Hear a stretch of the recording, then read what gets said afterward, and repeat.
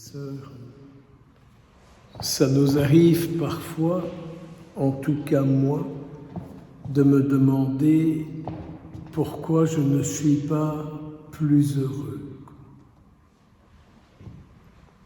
J'ai à boire, j'ai à manger, je suis logé, je peux me soigner. Pourquoi est-ce que je ne suis pas plus heureux? Et c'est une prière que très souvent je pratique, je fais devant le Seigneur. Et je me demande si la liturgie d'aujourd'hui n'est pas une réponse à ce pourquoi.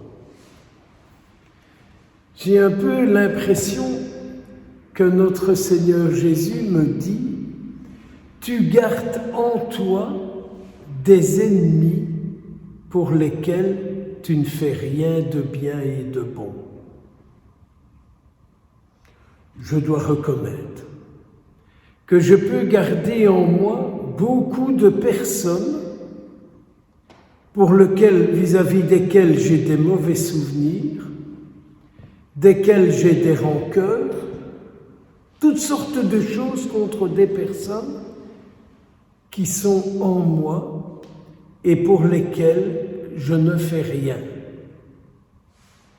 Et c'est un peu aujourd'hui comme si Jésus venait me dire: tant que tu ne fais rien, tant que tu ne fais pas ce que je te demande pour elle, tu ne seras pas pleinement heureux. Je vous le dis pour moi, vous en faites ce que vous voulez pour vous.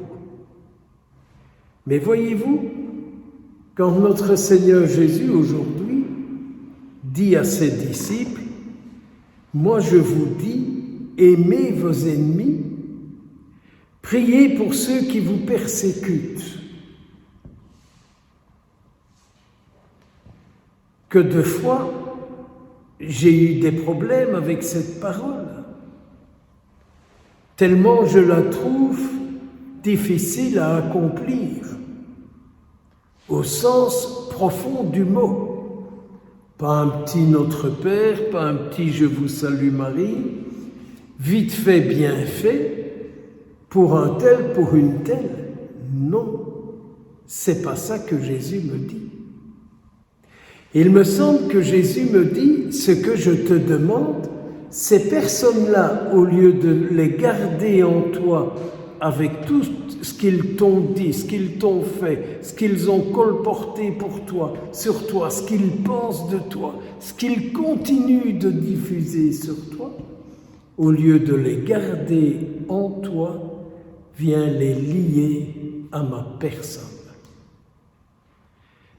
Méditez ça et regardez comment ces personnes-là, vous avez la possibilité de les attacher à Jésus-Christ. Je me répète, car je l'ai déjà dit, je pense souvent, en écrivant leur nom sur un morceau de papier et aller les attacher à la croix de Jésus-Christ. Chaque fois que vous regarderez votre croix où ces noms sont inscrits, redemandez au Seigneur qu'il les purifie et qu'il purifie en vous de tout ce qu'ils vous ont fait, qui reste toujours en vous. Qu'ils soient vivants, qu'ils soient morts, peu importe.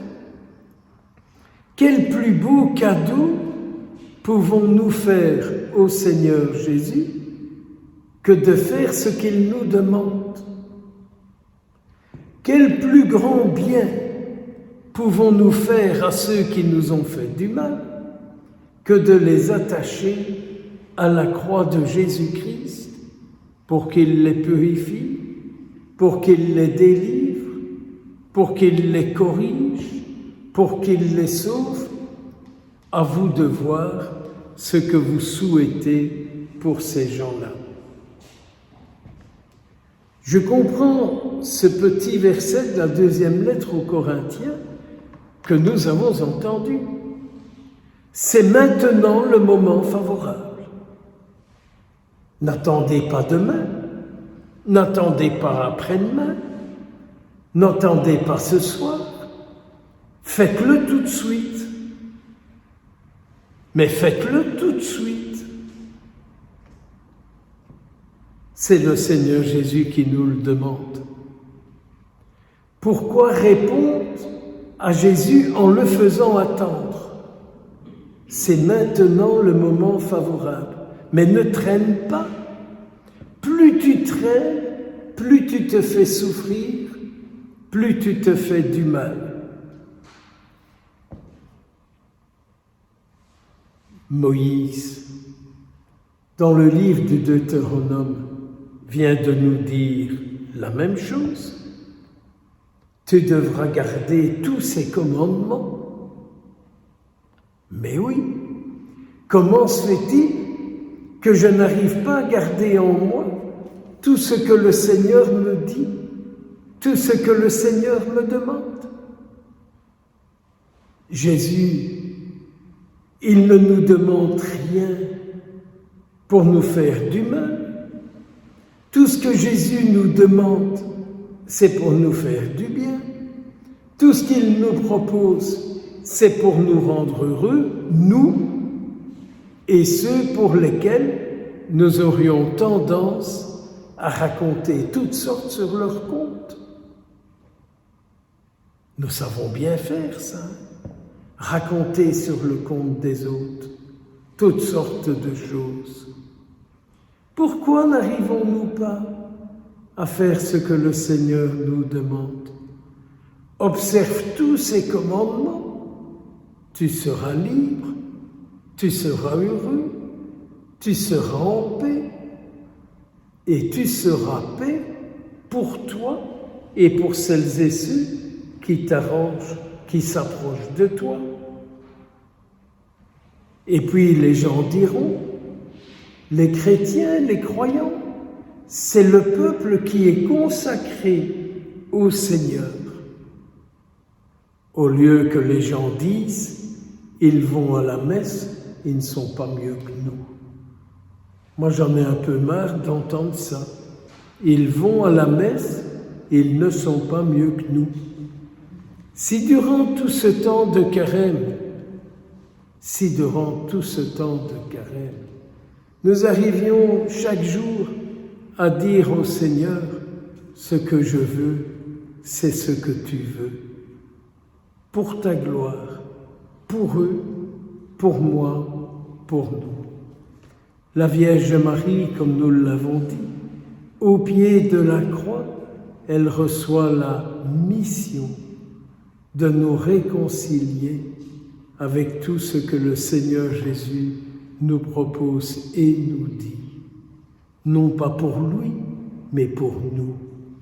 Il a donné sa vie pour moi, pour nous et pour eux. Soyons bénis en ce deuxième samedi, de carême. Au nom du Père et du Fils et du Saint-Esprit.